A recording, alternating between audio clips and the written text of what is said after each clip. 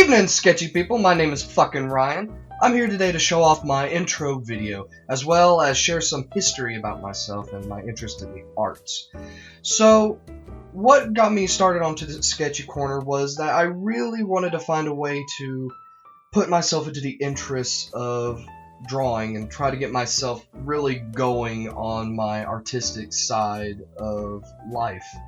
So, Sketchy Corner is helping me out by not only showing off the current work that I could be able to do, but also to help me enhance and better myself as a artist, not just by drawing, but also working with my drawing tablet, learning how to work on the computer and figuring out the programs, how to properly color and things.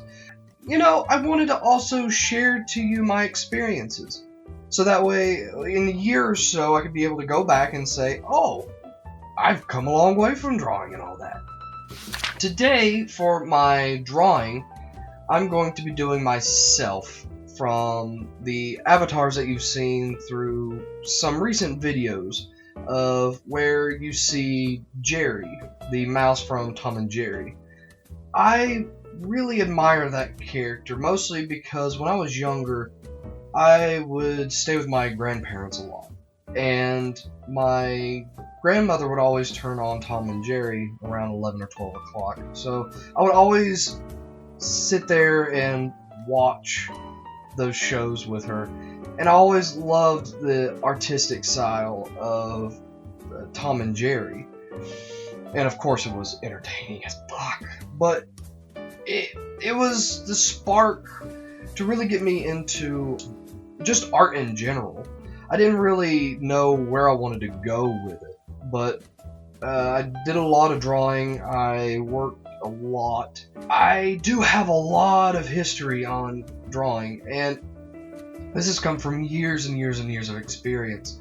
So it's not like I picked up a pencil one day and said, fuck it, I'm going to do a drawing show.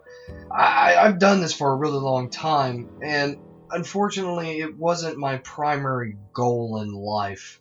I should have been at the higher caliber right now if I actually concentrated a little bit more, but you know, I'm actually happy with the way that life has turned itself for me.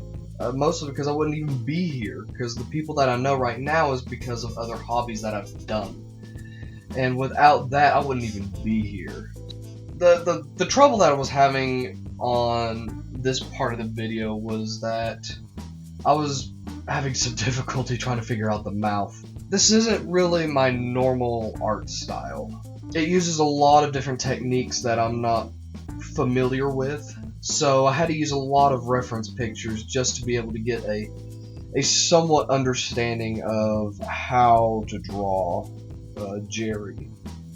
Now, if you've watched Tom and Jerry, you know there are multiple artistic styles to the show. There's the originals, there's I think there was 3 or 4 other art styles that was used for Tom and Jerry, and they would all be thrown into the 1 hour block when it was playing on Cartoon Network. I don't know if it's still playing to this day. It might be, it might not. I know they did a recent show, and I kind of hate it, mostly because the animation is weird. I feel like it's a really cheap animation style. Back in the day, it was all cell animation, and I love cell animation. It was actually one of the reasons why I even wanted to do animation when I was getting out of high school. But unfortunately, that didn't pan out for me. But either way, it was the cell animation. It was those types of art styles that allowed me to really appreciate animation. It was bringing artwork to life. It was bringing somebody's hard work that they've spent hours just drawing page after page after page of somebody just drawing something, and they brought it to life. And when I was in high school, that was great. That was awesome, and I really wanted to do something like that. So I went to our community college out where I live, and I tried some of the classes, and it got to the point that I didn't feel like it was any good anymore.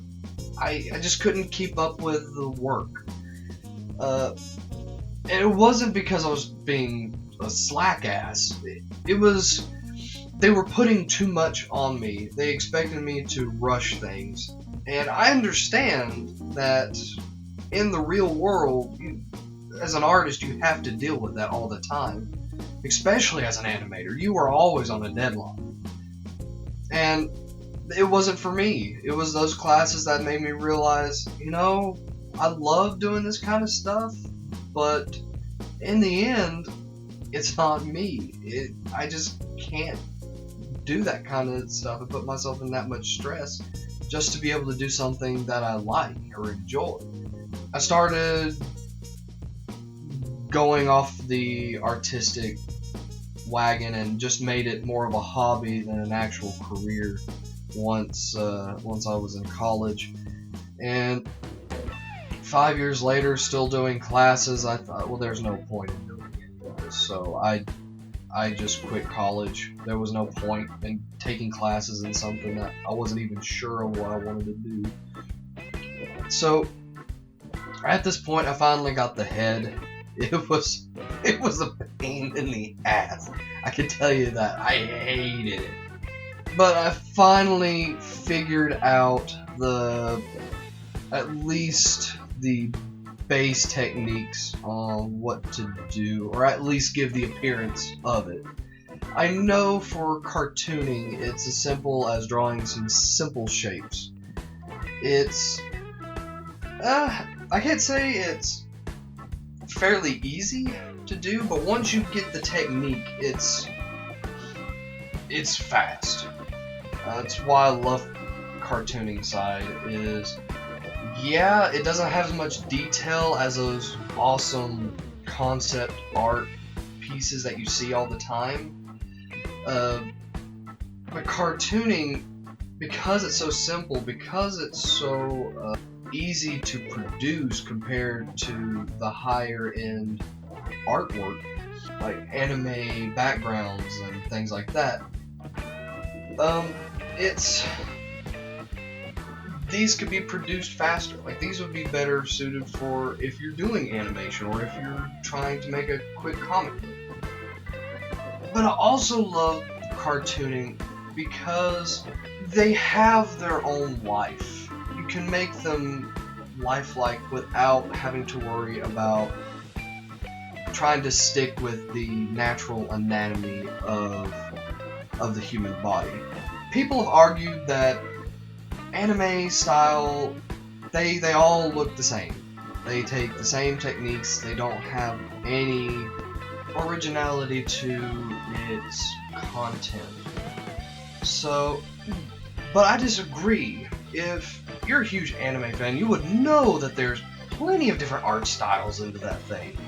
It's just people that aren't around anime a lot just don't really understand that there is differences in anime style, that there is difference in art techniques and ways to get around it. Although the anime style is closer to the human anatomy in that they try to stick with as close to the human anatomy as possible while still giving it that cartoon two-dimensional look.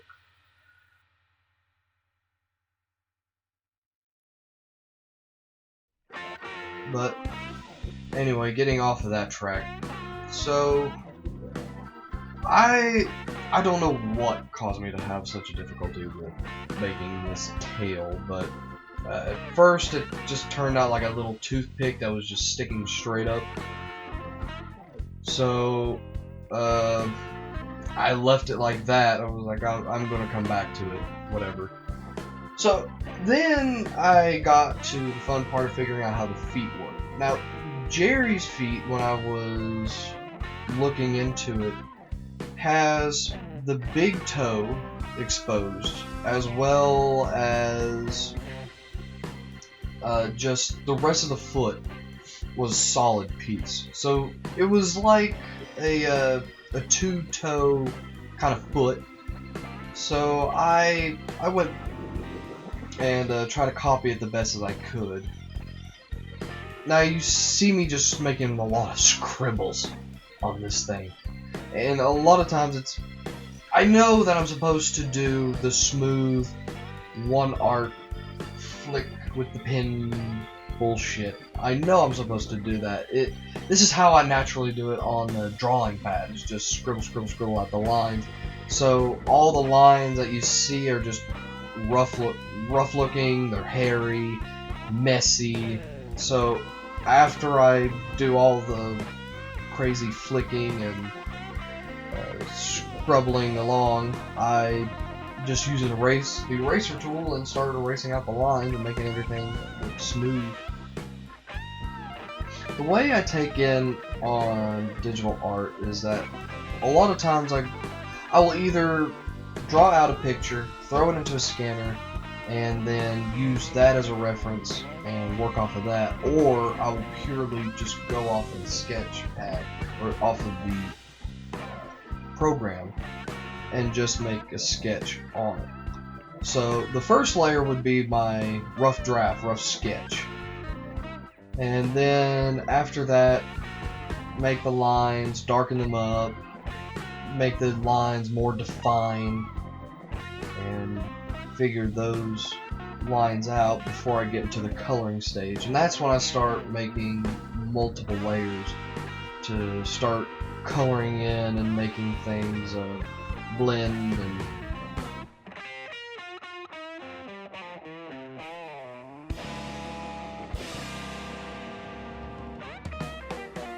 so now I finally get to the Jerry ears.